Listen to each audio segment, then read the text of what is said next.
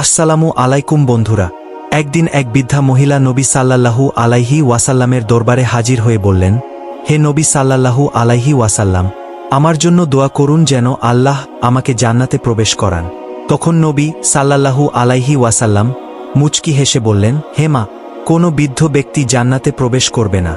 এই কথা শুনে বৃদ্ধা কাঁদতে শুরু করলেন এবং সেখান থেকে চলে গেলেন।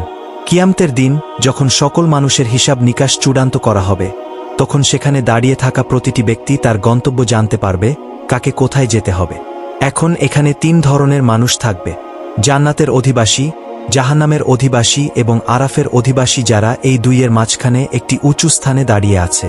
আল্লাহ তাআলা আরাফবাসীদেরকে জান্নাত ও জাহান্নামের ঠিক মাঝখানে অবস্থিত একটি উঁচু স্থানে পাঠাবেন এবং আরাফবাসীরা জান্নাত ও জাহান্নাম উভয়কেই স্পষ্টভাবে দেখতে পাবে।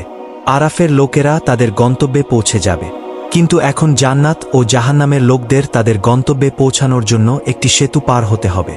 এই সেতু পার হওয়ার সময় যাদের জাহান্নাম নির্ধারিত তারা সরাসরি জাহান্নামে পড়বে, কিন্তু যারা সেতুটি অতিক্রম করতে সফল হবে তারা জান্নাতের সামনে আরেকটি সেতুতে জড়ো হবে, যাকে হাদিসে কিন্ত্রা বলা হয়েছে। আর এই একই কিন্ত্রা সেতুতে আল্লাহ তাআলা মানুষের কাছ থেকে ইবাদতের অধিকারের হিসাব নেবেন।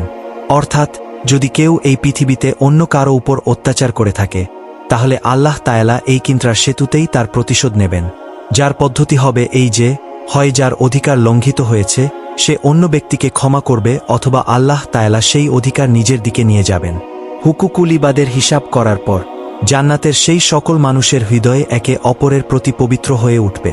তাদের ভেতরের সমস্ত হিংসা, রাগ এবং হিংসা ধ্বংস হয়ে যাবে এবং তারপর এখান থেকে জান্নাতে প্রবেশের প্রক্রিয়া শুরু হবে।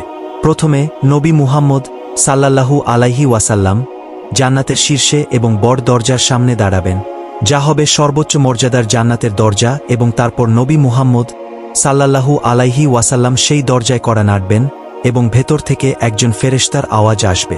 সে জিজ্ঞাসা করবে, কে তুমি? সাল্লাল্লাহু আলাইহি ওয়াসাল্লাম বলবে, মুহাম্মদ সাল্লাল্লাহু আলাইহি ওয়াসাল্লাম। ফেরেশতা বলবে, মুহাম্মদ সাল্লাল্লাহু আলাইহি ওয়াসাল্লামের পূর্বে আমাকে কারো জন্য জান্নাতের দরজা না খোলার নির্দেশ দেওয়া হয়েছিল। এই কথা বলার মাধ্যমেই প্রথমবারের মতো স্বর্গের দরজা খুলে যাবে এবং জান্নাতের সুবাস সর্বত্র ছড়িয়ে পড়বে। মুহাম্মদ সাল্লাল্লাহু আলাইহি ওয়াসাল্লাম এরপর সকল নবী জান্নাতে প্রবেশ করবেন এবং তারপর আল্লাহ তাআলার নির্দেশে বিশ্বের শ্রেষ্ঠ বন্ধু হযরত আবু বকর সিদ্দিকী রাদিয়াল্লাহু আনহু ও জান্নাতে প্রবেশ করবেন। তারপর সেই সব সাহাবীরা যারা প্রথম এবং সবচেয়ে বিপজ্জনক যুদ্ধ গাজওয়ে বদরে অংশগ্রহণ করেছিলেন, সেই সাহাবীরাও জান্নাতে প্রবেশ করবেন এবং পরিণামে সকল মুসলিম তাদের কর্ম অনুসারে তাদের নিজ নিজ দরজা দিয়ে জান্নাতে প্রবেশ করবেন। জান্নাতের অনেক দরজা আছে, কিন্তু তার মধ্যে 8টি খুবই বিখ্যাত, যার কিছু হাদিসেও উল্লেখ করা হয়েছে।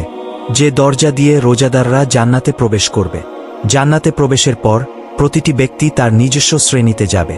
জান্নাতের প্রায় 100টি বিভাগ রয়েছে, যার মধ্যে কিছু নাম আপনি বারবার শুনে থাকতে পারেন: জান্নাতুল ফিরদাউস, জান্নাতুল আদেন, দারুল কারার এবং নবী সাল্লাল্লাহু আলাইহি ওয়াসাল্লাম